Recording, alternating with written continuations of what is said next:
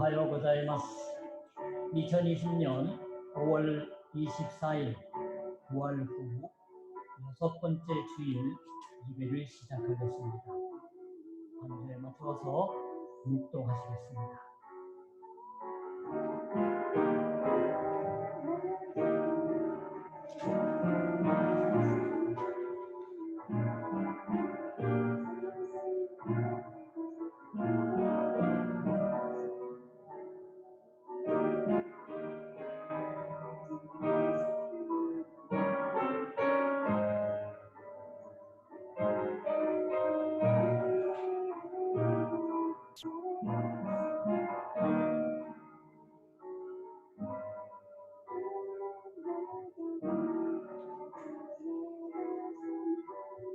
여러분은 오로지 그리스도의 복음에 합당하게 생활하십시오.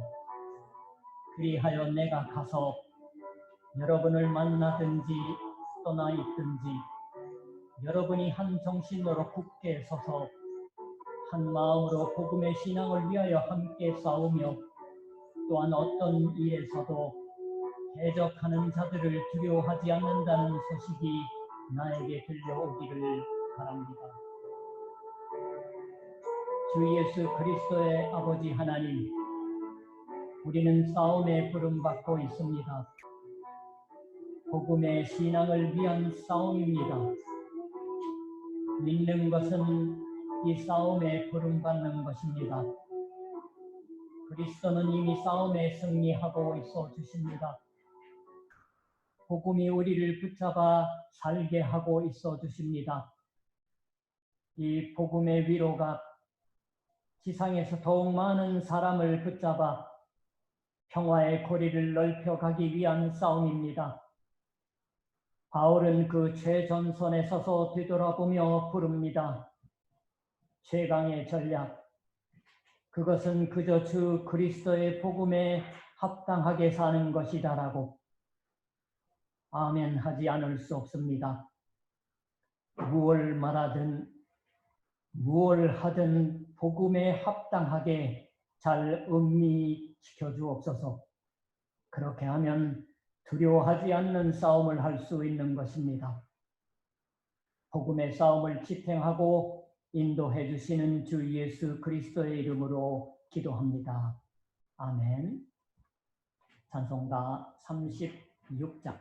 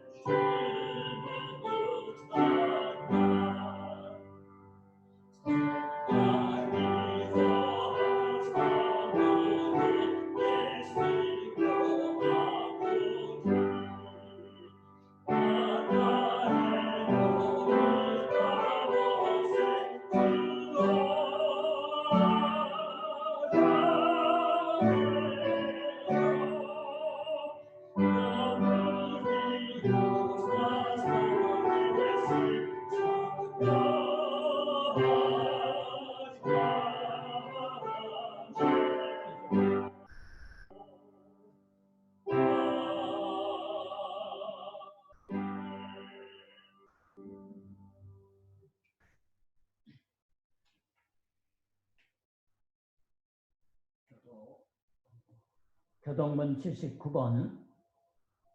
나는 포도나무요 너희는 가지라. 그가 내 안에 내가 그 안에 거하면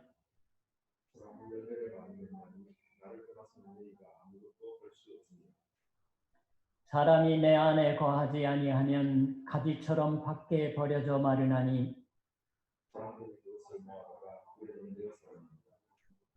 너희가 내 안에 거하고 내 말이 너희 안에 거하면 무엇이든지 원하는 대로 구하라. 너희가 열매를 많이 맺으면 내 아버지께서 영광을 받으실 것이요. 아버지께서 나를 사랑하신 것 같이 나도 너희를 사랑하였으니 내가 아버지의 계명을 지켜 그의 사랑 안에 거하는 것 같이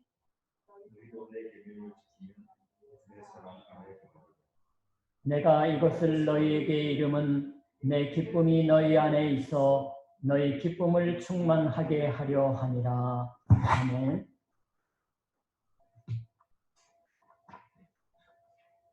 사도신경.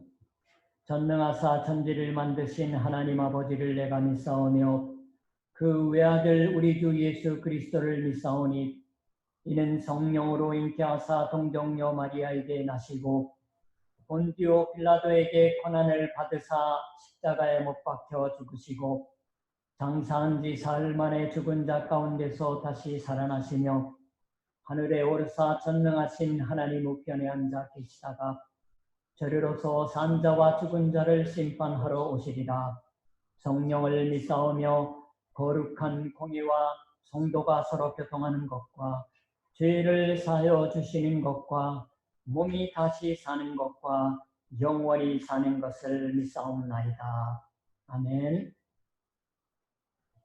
찬송가 95장 작석하셔서 부르십시다.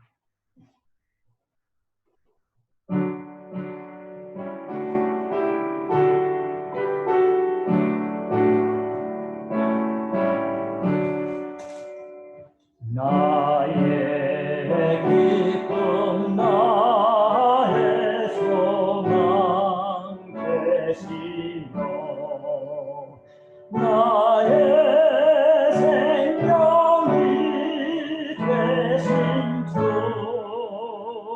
강나 불러서 찬송을 드려도 늘 하신 바른 뿐일세. 시타이 맞으러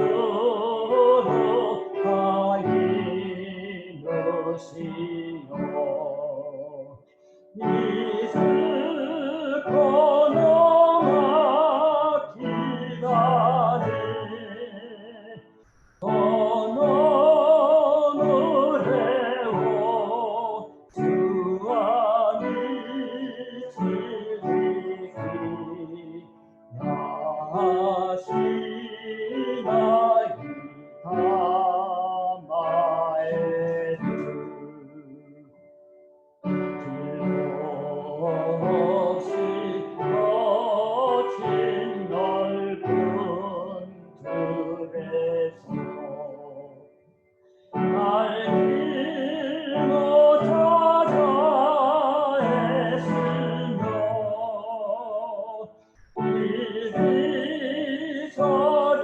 이리저리로 헤매는 내 모양 저번 수조롱하도다 주놈이 가오노 와사시사니 미트가이 여러거리 이곳도 가노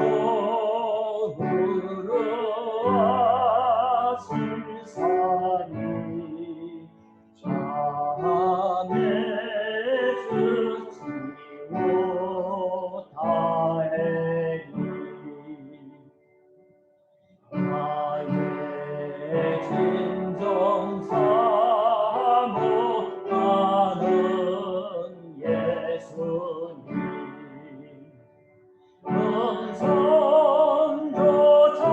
음성조차도 반갑고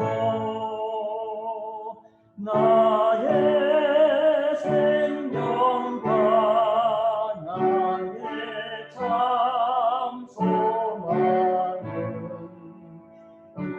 오직 주 예수뿐일세.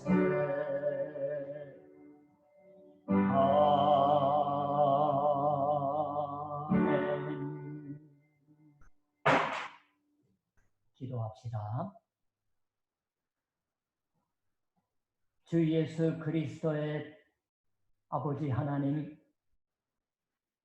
바로 주님의 아버지이시기 때문에 구리에 의해서도 아버지라고 불리우시기를 기뻐 받아들여 주시고 그걸 가능하게 해주시는 하나님, 지금 여기에 소리를 모아서 하나님 당신을 아버지라고 부름과 동시에 또한 자신들이 하나님의 자녀된 것을 확인할 수가 있는 예배의 때를 부여해 주시니 감사드립니다. 내일 일을 염려하지 말라고 주 예수께서는 온 정성을 다해서 가르쳐 주셨습니다. 그러나 우리의 마음은 내일의 일, 모레의 일까지 염려하는 생각으로 금세 채워져 버립니다. 그 염려 속에서 하나님 당신의 음성을 듣는 마음을 잊어버립니다. 지금 하나님 앞에 있어서 그 점을 생각하여 마음속으로부터 부끄러워 생각하게 하옵소서. 하나님의 음성을 들을 수가 없고 말씀을 마음에 담을 적이 없게 될 때 우리는 함께 사는 사람들 사이에도 진실의 말을 잊어버립니다. 남의 말에 귀를 기울일 수 없게 되고 자기 자신만이 멋대로 마구 수다 떨게 되는 것입니다. 어떤 일을 실책하고 또 이 사람을 깔보고 작은 남의 죄를 샅샅이 들추어내어 버리는 것입니다. 그러한 것을 하나님 앞에 우리가 생각해내어 참회하게 하옵소서.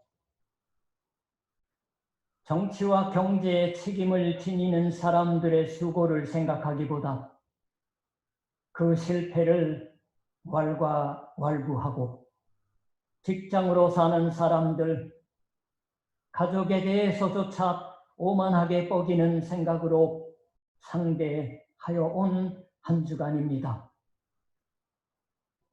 사람들의 결점을 알아채리고 기뻐하며 그 약함을 들쑤시는 것에 남몰래 기쁨조차 느껴왔는지 모릅니다. 그러한 일들을 지금 하나님 앞에 생각해내어 부끄러워하며 또한 참회하게 하옵소서. 그런데도 믿는 일에 있어서 자신의 길을 꿋꿋이 사는 일에 있어서 참으로 약하고 의심 많고 불확실한 자신인 것을 부끄러워합니다. 지금 말씀과 성령으로 우리의 자만하는 마음을 부숴주시옵소서. 우리의 마음에 둥지 틀기 쉬운 죄를 때려 부숴주시옵소서. 우리 안에 있는 오만으로부터도 약한 생각으로부터도 의심으로부터도 해방시켜 주시옵소서. 그 때문에 주님의 십자가를 뚜렷이 보게 하여 주옵소서.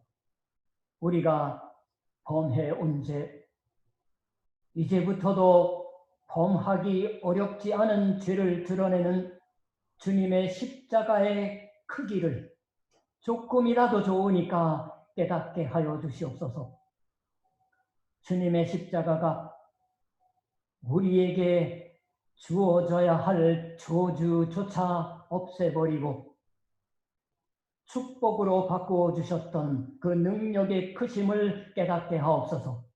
우리 자신이 신이 아니라 인간인 것을, 그러나 당신의 은혜의 역사하심으로 말미암아 평안 속에 살게 함 받고 있는 인간인 것을 단단히 분별하게 하옵소서. 주님의 사랑 가운데에서 사랑을 향하여 다시 지음받는 자인 것을 확신으로 받아들일 수 있게 하여 주시옵소서. 이 세상이 하나님 당신 없이는 살아갈 수 없음을 깨달을 수 있게 하옵소서. 우리의 가족이 그걸 깨닫게 하여 주시옵소서. 직장의 동료들이 한 사람이라도 그 점을 알도록 우리로 하나님 도구로 사용하시옵소서. 그 때문에도 아무쪼록 우리를 그 말씀과 나날의 걸음에 있어서 당신의 은혜를 증거하는 자로서 서게 하여 주시옵소서. 땅의 소금, 세상의 빛으로 성별시켜 주심을 믿습니다. 지금 그와 같이 성별된 하나님의 자녀로서 당신의 영광을 찬양하는 우리의 찬송을 주님의 이름을 인하여 받아들이게 하여 주시옵소서. 우리 주 예수 그리스도 이름으로 감사하며 기도드리옵나이다. 아멘.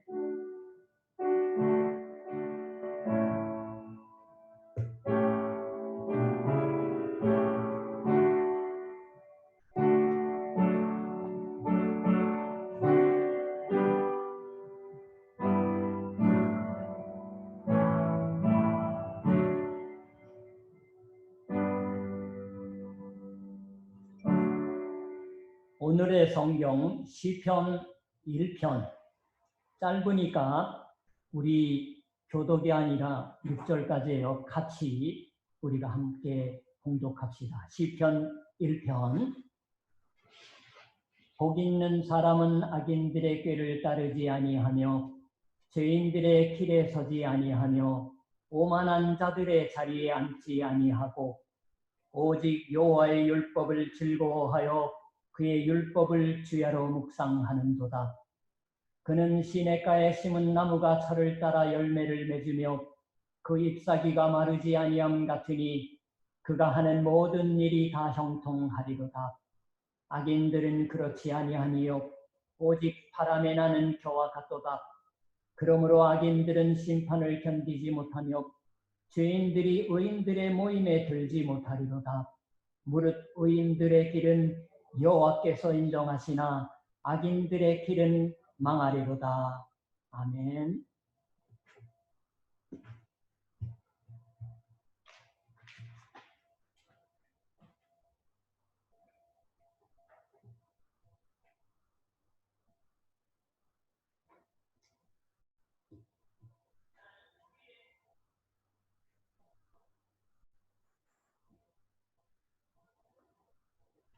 오늘 아침 우리는 건강을 부여받아 아직 제 귀에 들리지 않는지는 모르지만 우리 스쿠바 동경교회 가족들 가운데 감염되었다고 하는 소식은 없습니다. 너무 감사드리고요. 우리가 비록 한 자리에 모여서는 아니지만 부활 후 6번째 주일을 지키는 것이 허락되어 참으로 감사하고 있습니다. 말할 것도 없이 우리 일동 신종 코로나 바이러스 감염증의 수습에 대한 기대가 말해지고 있는 지점에 서 있는 셈입니다. 이제부터 하나님은 우리에게 어떠한 약속을 주시는 것일까요? 또 어떠한 경고를 주실까요? 오늘 아침 읽은 시편 1편이 우리에게 적절한 인도를 해 주었으면 하고 생각하는 것입니다. 시편 1편은 시편이 150편까지 있지요. 그 최초의 자리에 있습니다. 그러나 연대적으로는 이것은 제일 새로운 것이어서 시편이 최종적으로 우리가 한국어, 일본어, 영어로 읽을 수 있게 되는 기초적인 작업 속에서 거기 부과된 도입의 말씀입니다. 그러니까 시편 1편에는 전 시편에 총 결산이 있을 뿐만이 아니라 이 시편 제1편의 시인이 신앙인을 대표해서 관찰한 모든 인생의 총 결산도 여기에 보여지고 있는 것입니다. 거기에는 풍성한 축복이 있습니다. 그것과 동시에 반면 엄한 경고도 포함되어 있는 것입니다. 약속이나 축복, 그러한 것이 있는 곳에 반드시 그 반면에 엄한 경고가 동반해 오는 것. 이것은 성경에 국한된 일이 아닙니다. 인생의 사실이라고 생각하지 않으면 안 됩니다. 풍성한 축복이 있는 곳에는 동시에 엄한 경고도 포함되어 오는 이 사실을 우리가 먼저 인지하였으면 합니다. 지금 말씀드렸듯이 시인은 인생을 관찰해서 여러 가지 현상, 환난과 그리고 쓰라렸던 고생스러웠던 일들 혹은 기쁨이나 즐거움 그 온갖 현상을 관찰하고 총괄해서 여기에 상당히 단순한 법칙을 모아서 보여주고 있는 것입니다. 일반 사람들의 말로 빌릴 것 같으면 알기 쉬운 방정식이 여기 있는 것이에요.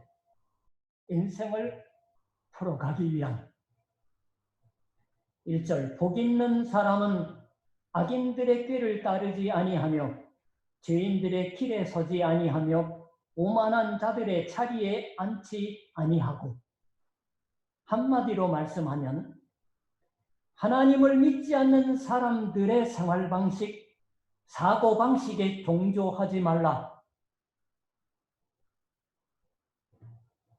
이것이 시편 1편을 총괄하는 1절의 캐치프레이즈입니다. 악인이라든가 죄인, 오만한 자라고 있는 것은 이것은 인간적, 도덕적으로 나쁜 사람 혹은 법률상의 범죄인을 특정해서 얘기하는 게 아닙니다. 그런 윤리적인 의미가 아니라 하나님을 무시하고 살며 한편 하나님을 믿고 사는 사람들을 경멸하는 아주 이 세상적, 세속적, 타산적인 생활 태도를 취하는 사람을 성경은 악인, 죄인, 오만한 자라고 표현하고 있는 셈이에요. 그런 사람들은 하나님의 주시는 것을 받을 줄도 모르며 자기 힘을 의지해서 살려고 하는 자인데 그러한 사람이 되지 말라라고, 그런 교제에 빠져 그 의견에 동조하지 말라, 그렇게 하지 않는 사람은 복이 있다라고 이렇게 말씀하고 있는 것입니다. 대단히 단순한 말이지만 이러한 삶을 복이 있나니라고 잘라 말할 수 있는 것은 용이하지 않습니다. 쉽지 않아요, 정말. 현대사회, 특히 일본에 있어서는 일본보다는 크리스찬의 인구가 현저하게 많다고 하는 한국에 있어서조차도 대다수의 사람들이 생활의 모습을 보면은 하나님을 무시하고 물질적인 번영을 쫓고 이 세상적인 명성을 소중히 하고 그리고 그 편이 더 행복하다라고 생각하고 있기 때문입니다. 그러나 그러한 사람들과 함께 앉지 않는 사람은 복이 있다. 이것이 1절의 캐치프레이즈이지만 어느 쪽이냐고 하면은 소극적인 생활 방식입니다. 둘째 번으로서 그러면 어떻게 하면 좋으냐라는 것이 헤아려져 나옵니다. 한마디로 말하면 하나님의 말을 끊임없이 들으라. 하나님의 말씀을 늘 새롭게 듣고서 거기 따르라. 그러한 사람들의 교제 안에 머무르라. 즉 하나님의 말씀을 듣는 교제에 머무르라. 암송하라, 묵상하라는 오히려 암송하라고 하는 것이 알기 쉬울지 모릅니다. 이것이 2절의 캐치프레이즈가 됩니다. 오직 여호와의 율법을 즐거워하여 그의 율법을 주야로 묵상하는도다. 성경을 보면 거기 조그만 번호가 붙어 있어서 클릭을 하거나 밑에 보면은 읊조리는도다라고 또 나와요. 그래서 제가 묵상하다라고 하는 그 조그만 소리로 한 묵상하다보다는 암송하다가 더 정확하고 온문에 가깝지 않을까 하는 말씀을 드려봤어요. 근데 우리 성경이 율법이라고 번역하고 있는 말 여러분도 들어보신 적이 있겠지만 토라입니다. 계율이라는 한정적인 의미가 아니라 이것은 하나님의 가르침, 하나님의 말씀 전체를 의미하는 그러한 것이에요. 하나님의 말씀은 너무 잘 알기 때문에 이제 빤하다고 하는 등 말해서는 안 됩니다. 늘 새롭게 또 더 깊이 그 말씀을 들으려고 하는 사람들의 그러한 교제 속에 있는 자는 복이 있다. 끊임없이 위로부터 말하시는 하나님의 말에 의해서 마음이 새롭게 되는 사람, 그건 깨어서 끊임없이 마음을 열고서 말씀을 듣는 사람을 말합니다. 그 모델 모범이 3절에 기록되어 나오는 셈이에요. 그는 그러한 사람은 시냇가에 심은 나무가 철을 따라 열매를 맺으며 그 잎사귀가 마르지 아니함 같으니 그가 하는 모든 일이 다 형통하리로다. 그 모델, 그 모범으로서 강곡한 이렇게 살라 하고 하는 교훈을 보이는 것인가 하고 생각해 보니까 그렇지 않아요. 의외로요. 시편이 하나의 그림을 보여줍니다. 여기서 여러분은 상상의 눈을 열고서 시편 1편이 보여주는 그림을 보아주셨으면 하는 것입니다. 본래 같으면 그런 모델, 모범이 되는 초상화가 나올 법한데 실은 풍경화가 나오는 것이에요.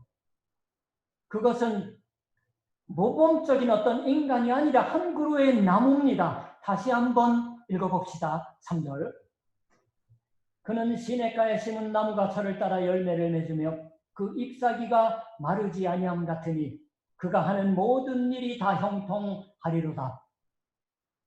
고대 오리엔트 사람들에게 있어서 나무라는 것은 상당히 신비적으로 보였던 듯합니다.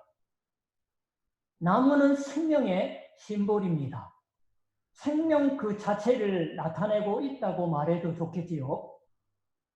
팔레스티나 지방은 갔다 오신 적이 있으신지 모르지만 바위가 많은 황무지가 펼쳐지고 있어요. 나무 한 그루 풀 한 포기도 없습니다. 시내산에 올라보니까 진짜 나무 한 그루 풀 한 포기도 없어요. 바위하고 모래라고 하기는 뭐한 그런 딱딱한 흙은 아니에요. 그런데 오아시스에 가면 거기에는 파릇파릇한 나무가 자라나 있어서 하늘을 찌를 듯이 우뚝 솟아 있는 것입니다. 뿌리를 지하 깊이 둘러 뻗쳐서 지하 30m 정도까지 달하는 것도 있다고 합니다. 30m요? 몇 층 건물쯤 될까요? 이처럼 나무는 다른 살아있는 온갖 것들을 아득히 내려다볼 정도로 성장합니다. 이 팔레스티나 지역에 갈 것 같으면. 그러므로 고대 사람들은 큰 나무는 하늘과 땅을 잇고 있다고 하는 식으로 생각했던 듯합니다.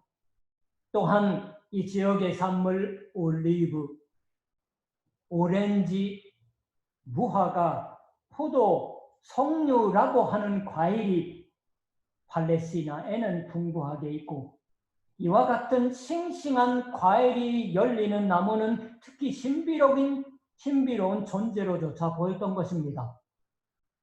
여러분 창세기를 보세요. 하나님이 창조하신 에덴 동산의 중앙, 거기에 하나님은 생명나무와 선과 악을 알게 하는 나무를 선악의 지혜의 나무라고 일본어 성경은 번역합니다. 일본어 성경도. 자라게 하셨다고 쓰여 있습니다. 창세기 2장 9절에요.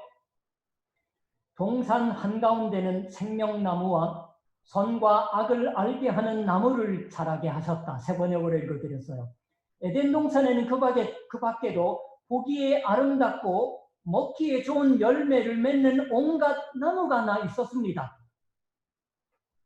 뭔가 생명나무와 선과 악을 알게 하는 나무가 두 그루 에덴 동산의 중앙에 나 있었다라는 식으로 쓰여 있습니다. 사실 그래요. 근데 이것은 본래는 한 그루의 나무였다고 말하는 연구자도 있습니다. 성경을 쭉 읽어보면 복잡한 설명을 해야 돼요. 뭐 순수하게 우리는 그냥 읽으면 됩니다. 생명과 지혜, 지식의 두 가지 면을 그 나무가 가지고 있어서 그 두 그루의 나무가 돋아나온 것처럼 말해졌던 것이다라고 설명을 합니다. 에덴 동산의 중앙에는 굉장한 나무가 자라고 있고 거기에 생명 열매가 맺혔던 것은 틀림없습니다.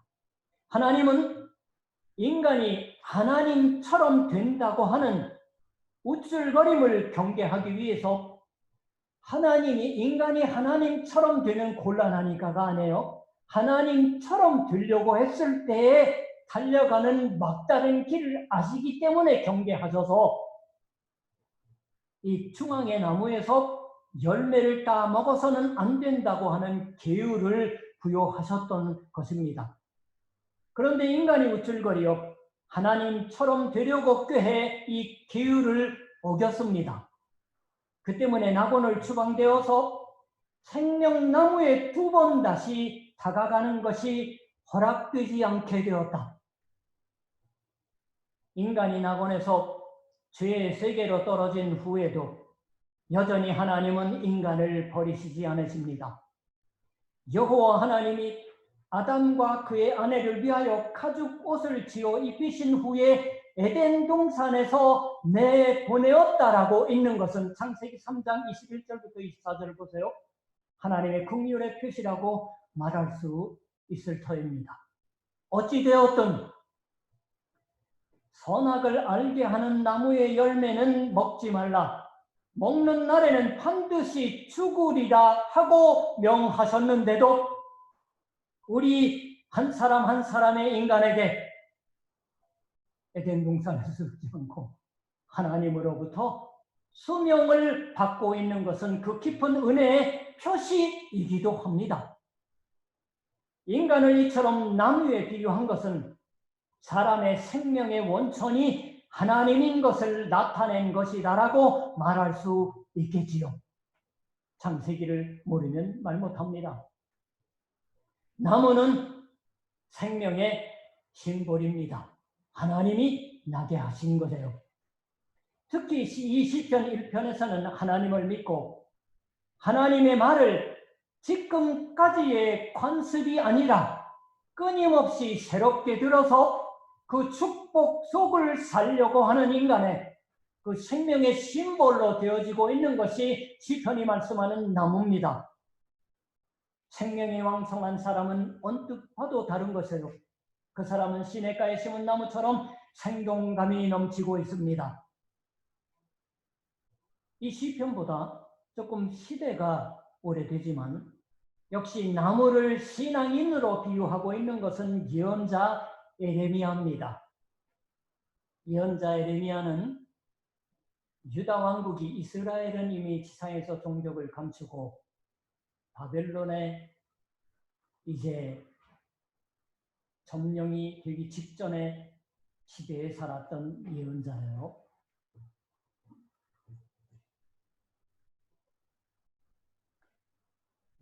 에레미야서 17장 7절 8절을 제가 세 번역으로 읽어볼게요. 주님을 믿고 의지하는 사람은 복을 받을 것이다. 그는 물가에 심은 나무와 같아서 뿌리를 개울가로 뻗으니 입이 언제나 푸름으로 무더위가 닥쳐와도 걱정이 없고 가뭄이 심해도 걱정이 없다. 그 나무는 언제나 열매를 맺는다. 얼마나 멋진 묘사예요. 에레미야가 이 말을 전했던 시기는 그야말로 혼란의 시작의 시대입니다. 펑펑 솟아나오는 물에 뿌리를 뻗치고 있는 나무는 늘 잎이 파릇파릇하고 끊임없이 열매를 맺습니다. 이것이 생명이에요. 이 바이탈리티를 고대 오리엔트 사람들은 나무로 표현했습니다. 성경도. 어떠한 사람이 이와 같은 바이탈리티를 갖고 있는 것일까요? 그건 말할 것도 없습니다. 예언자 에레미야에 의하면 여호와를 의지하고, 세 번역은 주를 믿고 여호와를 의뢰하는, 세 번역은 주를 의지하는 사람입니다. 자기 힘이나 자기 지혜를 과신한 자만하는 자가 아닌 것입니다. 주를 믿고 주를 의지하는 사람이 그러한 나무이다라고.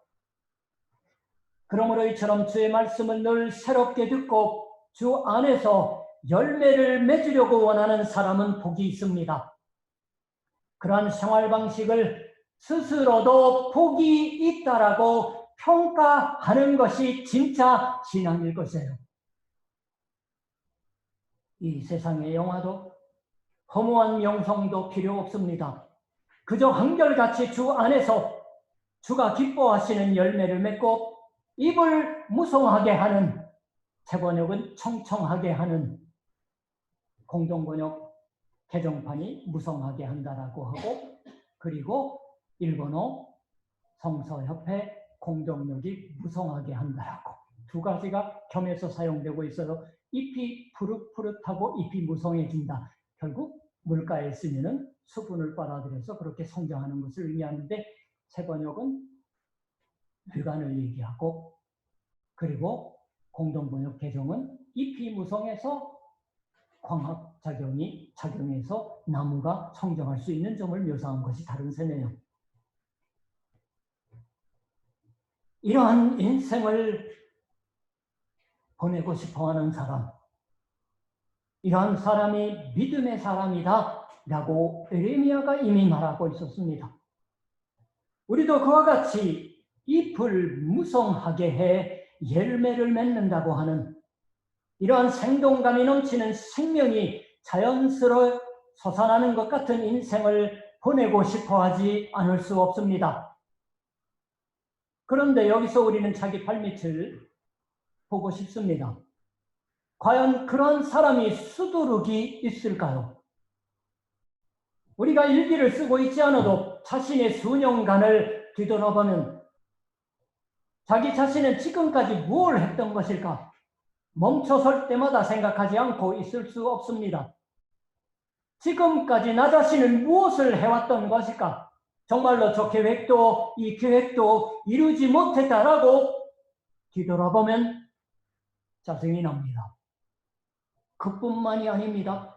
어쩌면 나 자신은 인생의 방향이 그르쳐진 것이 아닌가 하는 어두운 그림자가 문득 마음구석을 스쳐가지 않는 사람이 있을까요? 다른 선택이 가능했지 않았을까라고. 우리 자신은 바로 시편이 말씀하는 이 그림과 똑 닮았다라고 말할 수 있을까요? 시편 1편에 시냇가에 심은 나무 혹은 에레미야서가 말하는 물가에 심은 나무와 내가 꼭 닮았다라고 넋을 잃고서 이 그림을 보면서 말할 수 있는 사람은 적은 것이 아닐까요? 어쩌면 지상에는 그러한 사람은 없는 게 아닐까요? 그렇다, 이는 우리의 것이 아니다라고 말한 사람이 있습니다. 그 원조가 게르하르트 폰 라트라고 하는 옛날 하이델베르크 대학의 구약성서 학자예요. 이 나무는 하나님의 약속의 빛에 비추어 보지 않으면 알 수 없다라고, 실로 이 나무는 와야 할 뿐 나사렛 예수의 모습인 것이다라고 말했습니다. 이와 같은 매력적인 생명에 넘치고 있는 분은 저 나사렛 예수 말고는 달리 없다라고 이 사람이 그렇게 말하고 있던 것이에요.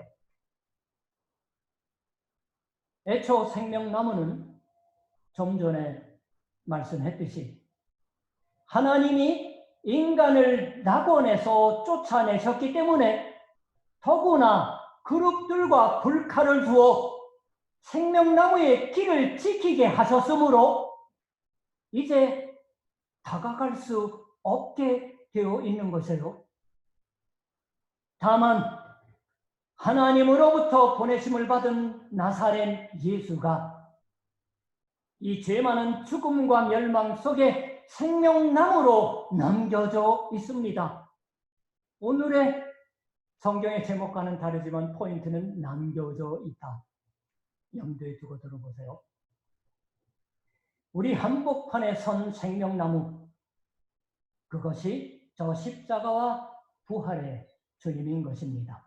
실로 구약성경은 이분의 도래를 애타게 기다리고 있던 말씀의 책이에요. 우리는 이 하나님의 아들의 내림의 약속의 빛에 비추어서 이 시편을 읽을 때 진정한 위로를 찾아낼 수가 있는 것입니다. 저 크리스마스에, 아니 다음 주면은 성령 강림 주일에 똑같이는 않을지라도 그리스도가 다시 오심에 의해서 이 시편의 말씀이 그리고 있는 멋진 나무가 이 지상에 오셨던 사실을 생각해내고 예수님이야말로 참 생명나무이시다라고 새삼 고백할 수가 있는 줄 믿습니다. 요한복음 15장 아까 함께 교독한 성경 구절이에요. 나는 참 포도나무요 내 아버지는 농부라. 나는 포도나무요 너희는 가지이다. 세 번역으로 읽어드리는 거예요. 사람이 내 안에 머물러 있고 내가 그 안에 머물러 있으면 그는 많은 열매를 맺는다. 너희는 나를 떠나서는 아무것도 할 수 없다. 15장 5절이에요. 여기에 바로 정통으로 주 예수께서 생명나무다라고 말해주고 있습니다. 팔레스티나이기 때문에 포도나무라고 하는 것이네요. 우리가 이 참 포도나무인 예수님께 이어지고, 여러분들 우리들의 교회 성찬탁 다른 데 보면은 포도 열매나 포도 줄기가 이렇게 그려져 있는 게 많아요. 그런 의미예요. 생명나무를 상징하는. 참 포도나무인 예수님께 이어지고 예수 안에 머물러 있을 때 비로소 열매를 맺을 수가 있다라고 말씀하시는 거예요, 성경이. 잎이 시들 적이 없는 푸른 큰 나무에 그 하나의 가지로 되는 것이 허락되어 있는 것이 교회원들인 셈입니다. 세계를 바꿔서. 이것이 교회 생활의 의미입니다. 우리와 같은 무력한, 어쩌면 같은 탄식을 매년 반복하고 있는 것 같은 사람들에게도 여전히 위로와 희망, 확신과 용기가 주어진다고 하면 그것은 다만 이 생명나무인 주 예수의 가지로 되기를 계속하는 수밖에 없는 것입니다. 그러나 이 요한복음서 15장에도 역시 엄한 경고가 있다고 하는 것을 못 보고 넘겨서는 안 됩니다. 바로 6절이에요. 15장 6절. 세 번역으로 또 읽어드릴게요. 사람이 내 안에 머물러 있지 아니하면 그는 쓸모없는 가지처럼 버림을 받아서 말라버린다. 사람들이 그것을 모아다가 불에 던져서 태워버린다. 만일 이 생명나무로부터 우리가 떠났다면 우리는 아무것도 만들어낼 수가 없습니다.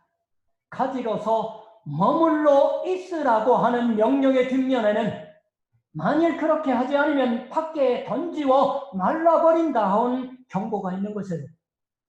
좀 전에 말씀드린 것처럼 그 뒷면에 경고가 없는 것 같은 약속도 축복도 지상에는 없습니다. 경고가 없으면 위조품이에요. 사라킹이에요. 냉간 남백 % 뭐. 과연 우리 자신은 줄기에 이어져 있을지 모르겠다. 자기 자신은 열매를 맺지 않는 가지로서 제거되는 일은 없을까? 그런 두려움이 솟아나오지 않는 사람이 있을까요? 우리 자신은 이제까지 대체 무슨 열매, 무슨 성장을 남겨왔을까라고. 아니, 그러나 거기에도 역시 소망이 남겨져 있는 것입니다. 그게 뭘까요? 그건 구하는 것이에요. 기도하는 것이에요. 바로 15장 7절에 너희가 내 안에 머물러 있고 내 말이 너희 안에 머물러 있으면 너희가 무엇을 구하든지 다 그대로 이루어질 것이다. 원하는 것을 무엇이든지 구하라고 말씀하고 있지만 그게 뭘까요? 여기가 차이 납니다. 그건 주여 아무쪼록 열매를 맺는 가지로 삼아 주옵소서. 이게 우리에게 있어서 제일 소중한 기도가 아닐까. 내가 바라는 것을 말하기 앞서서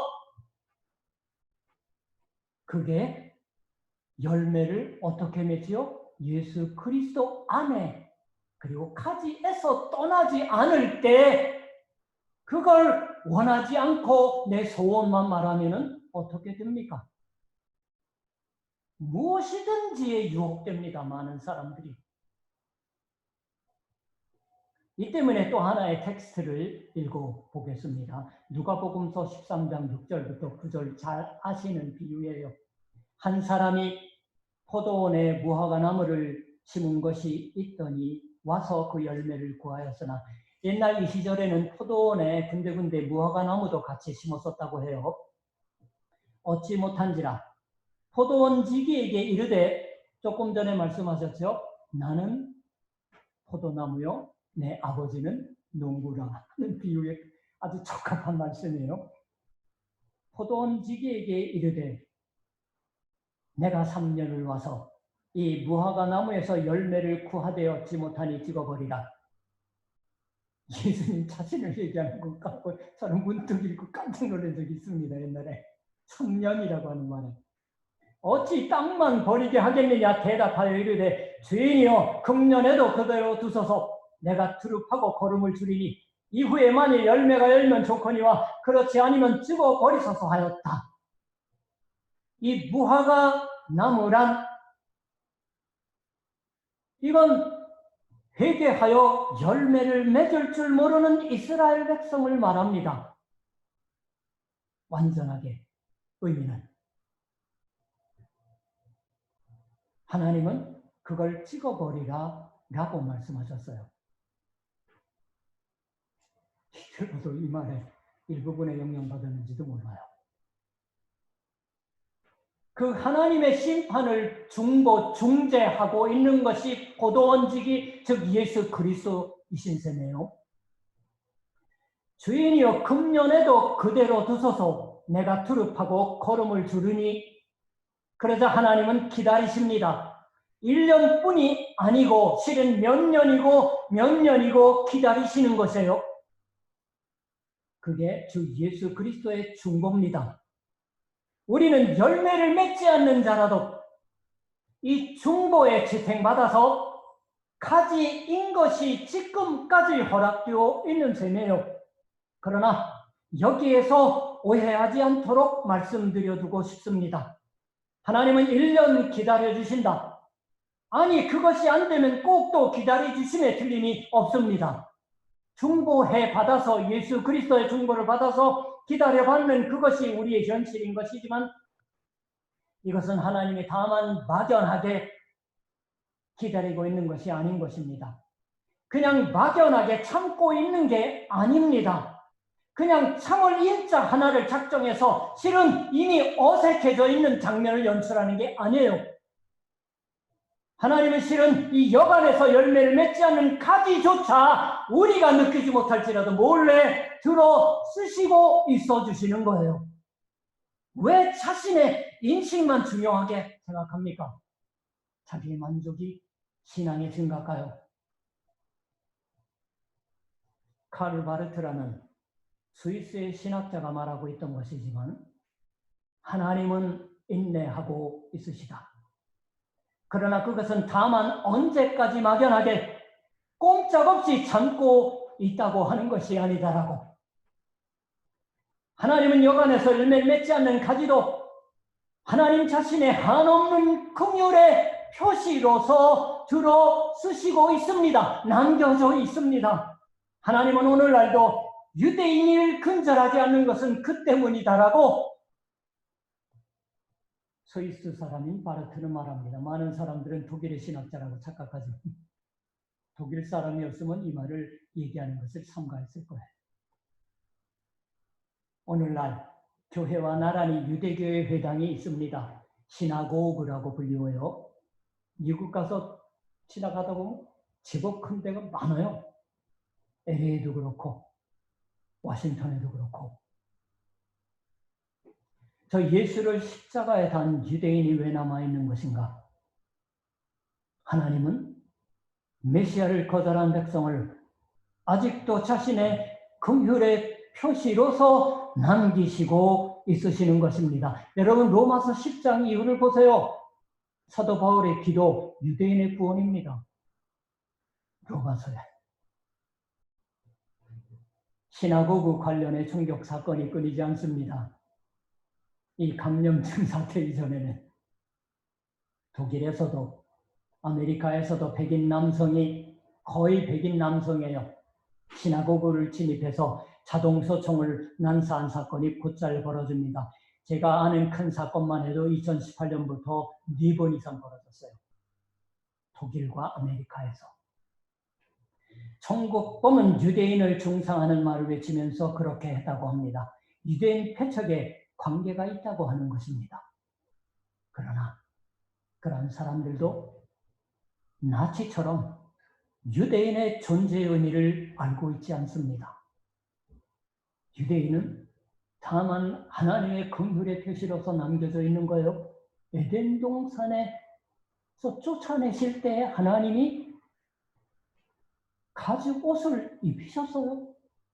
먹으면 죽는다라고 하신 말씀이 있는데도 인간에게 순형이 있습니다. 그게 긍휼의 표시예요. 우리는 유대인보다 낫다고 생각하십니까? 하나님은 여전히 우리들조차 들어쓰시고 있으시는 거예요. 그렇다면 이 자신의 인생은 대체 무슨 의미가 있는 것인가 하는 물음에도 빛이 비춰옵니다. 스스로 자기를 검토해보면 아무런 열매도 발견할 수 없을지 모릅니다. 진보도 인정되지 않습니다. 그러한 가지에 지나지 않는 우리 자신조차 하나님은 남아있으라고 초청해 주시는 것입니다. 그리고 그 한없는 긍휼의 표시로서 아무런 진보 없이 같은 곳을 빙빙 맴돌고 있는 것에 지나지 않는 것 같은 우리 자신을 들어서 주십니다. 우리가 작은 것 할지라도. 아니, 그것만이 아니에요. 남몰래 하나님은 그와 같은 가지의 모임은 인 교회를 들어서서 열매를 맺게 해주시는 것입니다. 뚜렷한 형태로 나올지, 언제 나올지 그건 알 수 없습니다. 그래도 하나님이 하십니다. 믿으면 여기를 믿는 거지요. 교회에 드러난 행적을 믿는 게 아니에요. 드러난 형태론지 혹은 감추어진 형태로일지 하나님은 그 가지를 들어 쓰어 주신다고 성경이 증언하십니다. 우리에게 있어서 우리 자신이 얼마나 진보했는지 몇십 년 교회 생활을 보냈지만 얼만큼 열매를 맺었는지 잘 알 수 없습니다. 다만 확실한 것은 머물러 있으라, 남아있으라, 연결되어 있으라고 하는 음성이 오늘도 들려온다고 하는 사실. 저 자신은 이제 틀렸습니다라고 말해도 아니 이제부터다 아버지여 다시 1년 기다려 주옵소서 그대로 두어 주옵소서 걸음을 주어 보겠으니까. 이 주 예수님의 중보의 기도가 십자가 상에서부터 들려오는 것, 거기가 교회입니다. 이 생명나무, 예수 그리스도의 중보, 아니 예수 그리스도의 긍휼과 사해 주신 용서, 중보에 지탱되어서 그리고 이 초청의 음성을 듣고 따라서 우리는 비포 코로나에서 애프터 코로나 또는 애프터 디제스터 대참사로의 새로운 인생이 시작되는 것이 아닐까요? 과거로 돌아갈 수는 없을 거예요. 머물러 있으라, 남아있으라, 연결되어 있으라. 아버지여 다시 한번 기다려 주옵소서. 그대로 두어 주옵소서. 위로부터 자비로움과 은혜의 걸음을 주어 보겠으니까. 가지 이상이 될 필요는 없습니다. 가지로서 그 줄기에 연결되어 있는 것에 의미가 있는 것입니다. 다만 겸손하게 가지로서 머무른 자를 들어 쓰셔서 하나님이 그 역사를 이루어 주십니다. 다만 그 일에만 우리의 인생의 의미도 또한 있는 것이 아닐까요? 기도하겠습니다.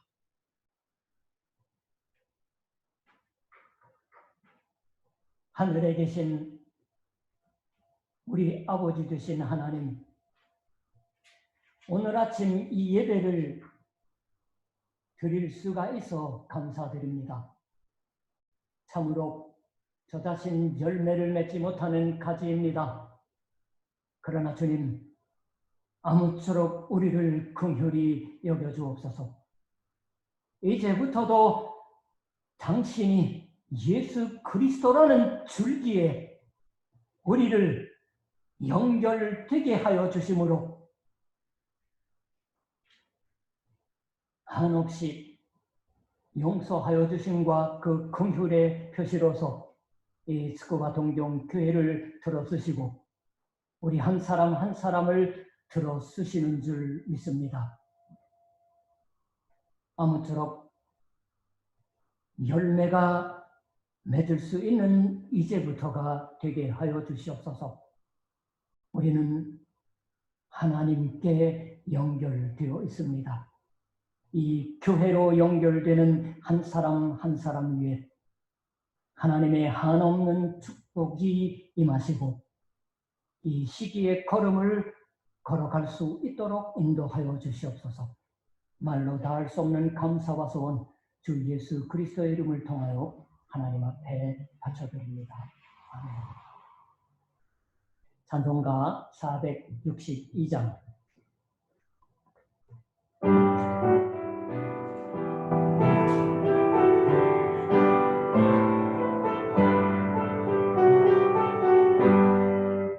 생명 주님 은혜 되신 영원하신 구세주 사랑 기사 모든 인류 구원하여 주시니 영광 중에 계신 주님 크신 은혜 베푸사 사랑으로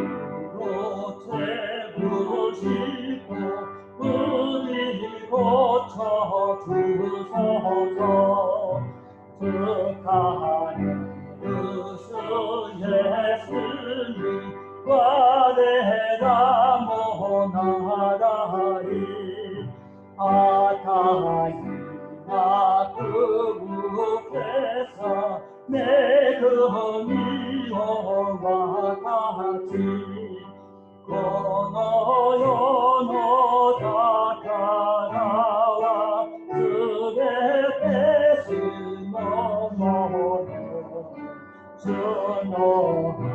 주노하가 기리고 스카레테 하세무 사랑의 주 영화대왕 우리 중에 오셔서 모든 싸움 다 그치고 하나 되게 하소서.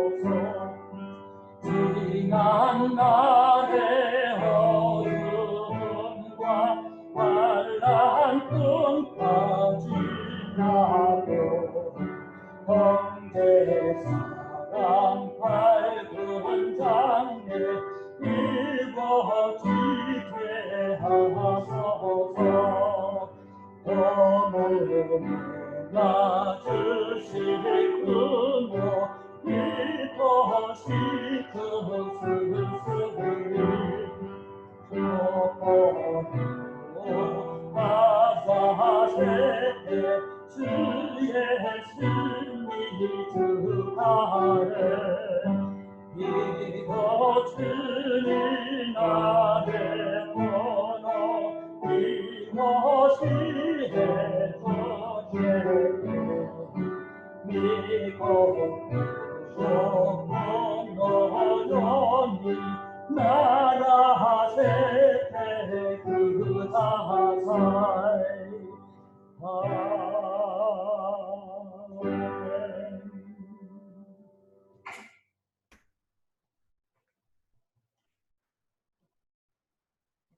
이제 준비하신 헌금을 드리시고 화면 앞에 계신 우리 교회원들은 마음과 몸을 바치시는 시간으로 삼으시기를 바랍니다.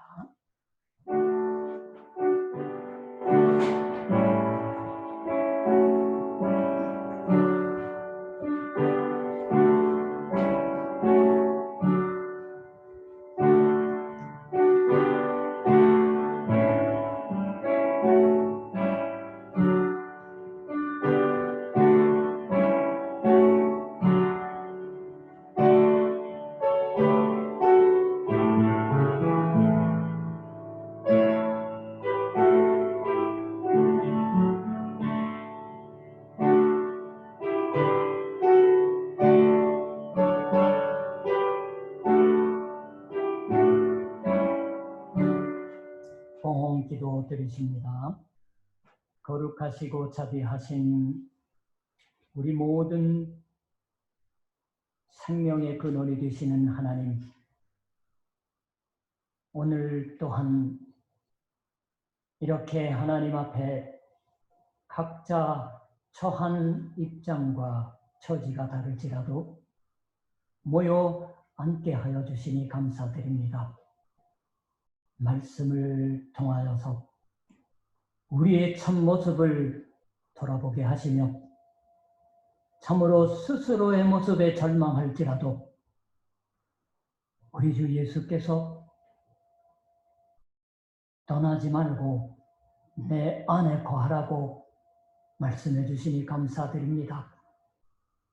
스스로의 모습을 보기에 앞서 십자가와 부활을 바라보며 하나님께서 모든 생명들 위해 베푸신 화해의 복음을 더욱 증거하며 사는 이제부터의 한 주간이 또한 되게 하여 주시옵소서. 이제 몸과 마음을 바치며 우리의 물질조차 바치오니 하나님 우리들의 교회의 사명이 어디에 있든지 하나님이 원하시는 그 사명을 감당하며 살아가는 스코바 동정교회이게 도와주시옵소서. 감사드리며 우리 주 예수 그리스도 이름으로 기도드립니다. 아멘. 이제 벌써 우리가 4월 19일 주일부터 이제 예배당에 모두가 같이 모이는 것을 이제 주저하며 각자의 자리 속에서 이제 예배에 참석해 왔습니다. 이러한 때일수록 매일 같이 있는 가족들일지라도 더불어서 평화의 인사를 새삼 나눠보시기 바랍니다. 여기 몇 명 없지만 스태프들만 있고 그리스도의 평화가 여러분의 마음을 지배하게 하시기를 바랍니다. 사도 바울의 말입니다. 그리스도의 해와가 아나타가타의心を支配するようにしなさい. 그리스도의 평화입니다. 우리가 만드는 평화가 아니에요. 감사합니다. 이제 신종 코로나 바이러스 감염증 25일이면은 이또 상갱 어떻게 될 건지 이제 뉴스에서 들을 수 있으리라고 생각합니다. 이미 우리들의 교회가 있는 이바라기 현은 어느 정도 긴급사태 선언이 해제되어서 조금 외출 차숙에 대한 한계가 좀 넓어진 듯합니다. 그래서 오늘 예배 후에 잠시 당회로서 모여서 기본적인 제안을 여러분들에게 드리고 여러분들이 거기에 어떤 의견 또는 어떻게 하실런지 하는 것을 이제 들어보고 싶습니다. 그래서 저희들의 교회도 현재로서는 이제 6월부터는 다른 현 기관 또는 모든 단체가 하는 것처럼 예배당에 어떻게 모이면 좋을까라고 하는 것을 당회에서 저희들이 들은 소식을 가지고 의논을 하여 최종적인 확정은 아니지만 기본적인 틀을 짜서 여러분들에게 들려드리려고 합니다. 그러니까 여러분들도 기도하시는 가운데 교회에 이제부터의 모습 하루아침에 똑같이 들어갈 수는 없을 거예요. 그런 것을 기도하시는 가운데 의견을 주시기를 바랍니다. 다른 연락사항 없으면 여태까지 우리가 4월 17일, 19일부터였나요? 그리고 지금 5월 24일, 다음 주가 마지막 주일이에요. 저희 줌을 통해서 유튜브 라이브 전송을 할 수 있었던 것도 주변에서 특히 전도부장하고 그리고 찬양팀 리더가 열심히 일한 시기에도 불구하고 교회의 발걸음을 옮겨서 봉사해 주시기 때문에 가능한 거예요. 목사 혼자 못합니다. 또한 장로님이 굳건히 자리를 지키셔서 응원해 주시고 여러 가지 일들을 합니다.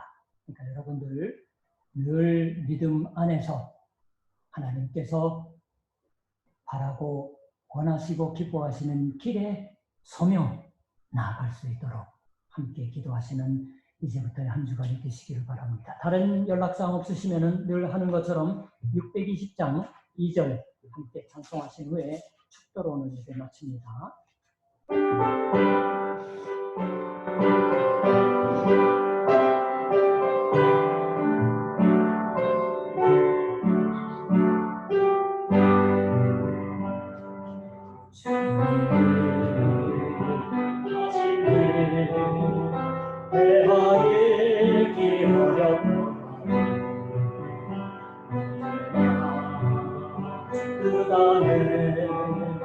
내가 일순을 하노라 사랑과 슬픔이 나를 더욱 새롭게 하니 때로는 벗어도 죄무슨 일이모라 이 믿음 펴세라 주가 지켜주신다 모든 발도 주의 발등 인도하여 주신다.